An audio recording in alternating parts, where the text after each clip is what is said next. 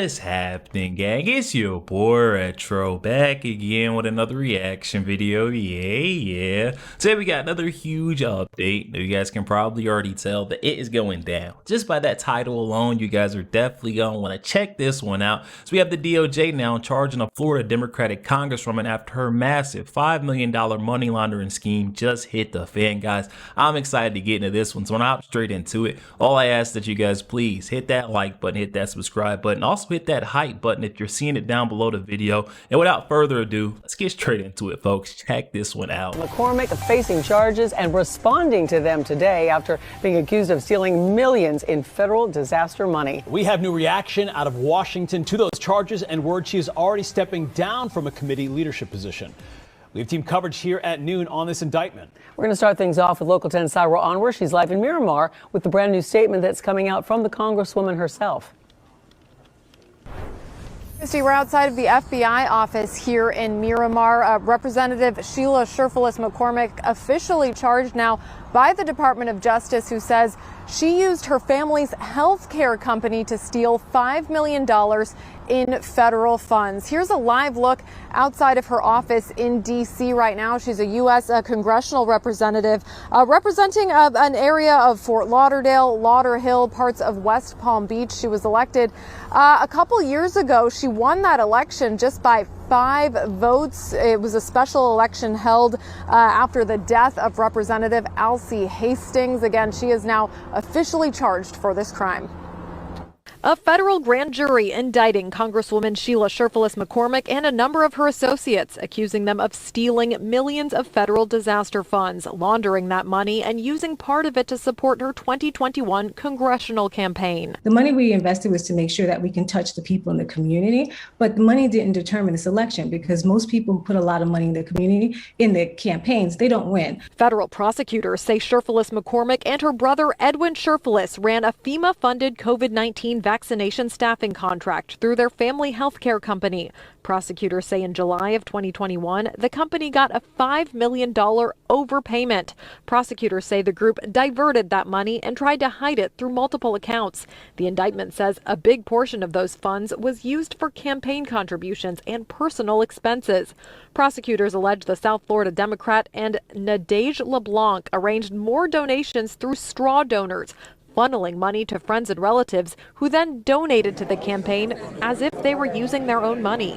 Investigators say the Congresswoman, with the help of her tax preparer David Spencer, filed a false federal tax return, allegedly disguising political spending and personal costs as business deductions. Representative Sherfilis McCormick putting out this statement this morning saying, quote, "This is an unjust, baseless, sham indictment and I am innocent. The timing alone is curious and clearly meant to distract from far more pressing national issues. From day one, I have fully cooperated with every lawful request and I will continue to do so until this matter is resolved. I am deeply grateful for the support of my district and I remain confident that the truth will prevail. I look forward to my day in court. Until then, I will continue fighting for my constituents." All right, folks, there you have it. We got this breaking news update. The DOJ is now charging Congresswoman Sheila Sherfilis McCormick with stealing $5 million in FEMA funds, laundering the proceeds, and then using the money to support her 2021 congressional campaign. She faces up to 53 years in prison if she is convicted. Oh my goodness. And this is the kind of stuff that I say you truly cannot make up even if you were paid to do so. I mean, this is something that we see too often, far too often, with these loonies on the left, and these folks never face any type of justice or accountability. That needs to change right here with Sheila McCormick. She cannot get away with this one. And now Republicans are coming after her, saying that she needs to resign, step down for her congressional seat because she is as corrupt as can be. If you read the indictment and the level of felonious activity that this was, I believe that this rose to the level of expulsion. I've called on her to resign. The ethics committee, I think, is close to releasing their report, which in that report is going to be all of the evidence as it relates to their recommendation. There's some precedent of this in the House with the George Santos situation. After the ethics committee released the report is when they move forward with an expulsion. So I think it's wise to wait so that all the members have all the background information to make a full informed decision. But I think it just rises to that level. I represent a district in Florida that's been hit by 6 hurricanes in 2 years. We got hit by 2 hurricanes in 2 weeks last year.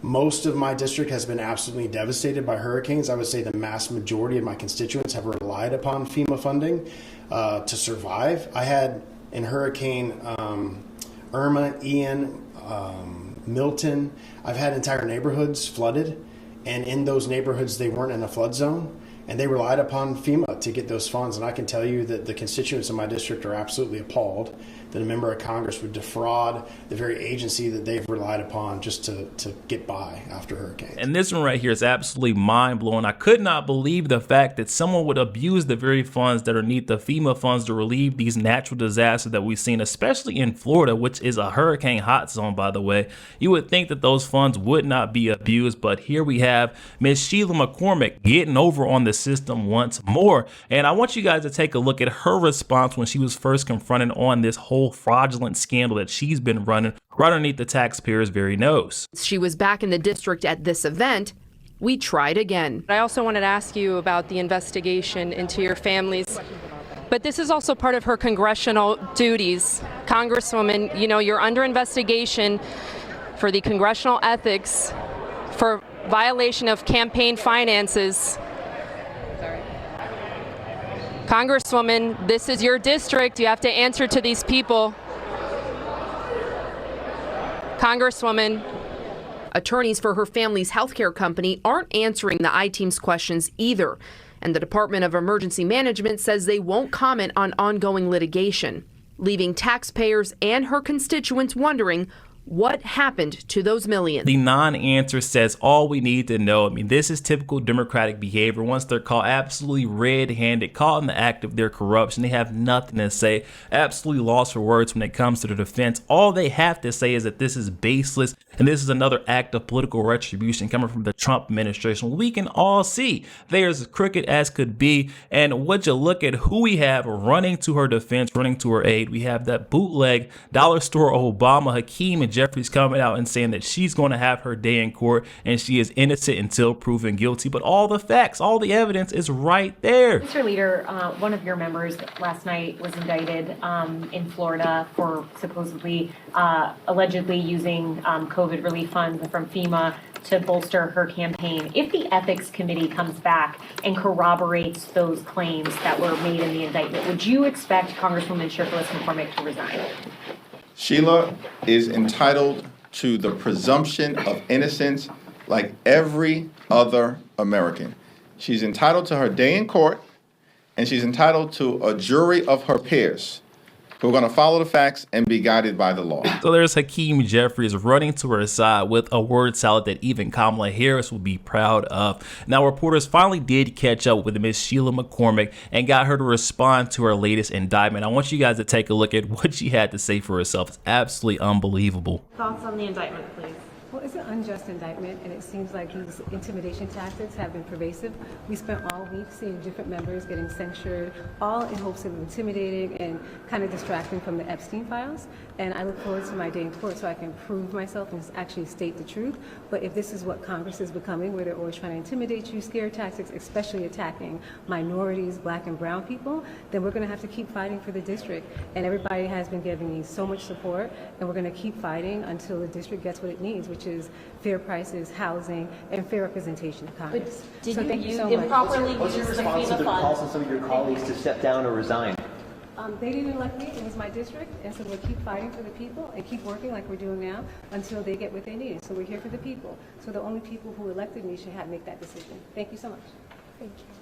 Oh, give me a break. That's absolute ham baloney that she just gave us right there. But this is exactly what we expect coming from those loonies on the left. Democrats, they never take accountability for any of the actions whatsoever. And I'm not surprised to see that she's taking this route. Just listen to her on the House floor back in 2022. It says it all. She does nothing but race bait and play that race card every chance she gets. I call on my colleagues from the U.S. Senate to pass the Crown Act to prohibit discrimination on the basis of hair texture, hairstyle that is commonly associated with a particular race and national origin. Lawsuits initiated by Black workers alleging discrimination against their natural hair in the workplace have filled courthouses for more than 40 years. This legislation will provide us with the freedom to wear our crowns without discrimination. We must understand that hair discrimination is rooted in systemic racism. Anti-Black hair sentiments on U.S. soil has existed for centuries. Wow, sometimes it's very astonishing to watch these race hustlers, race baiters at work. That's exactly what we're seeing right here. And all I'm going to say for this one is, don't be surprised when she ends up getting that special treatment that we see far too often with the Democratic Party. They're never held accountable, never see or face any sort of justice. And she's a Florida Democrat. But Emily Finn, you know, she's going to get a lot better treatment, right? Because she's a Democrat. George Santos, who I'm not crying crocodile tears for, he's kind of a, strange kind of guy. But even before he was formally indicted, they kicked him out of Congress. No problem. And almost every Republican voted to get rid of him. She's going to stay in office, I predict, through the end of next year. If I had to bet on it. And as far as I'm aware, Jake, and you can tell me if I'm wrong here, George Santos did not steal $5 million?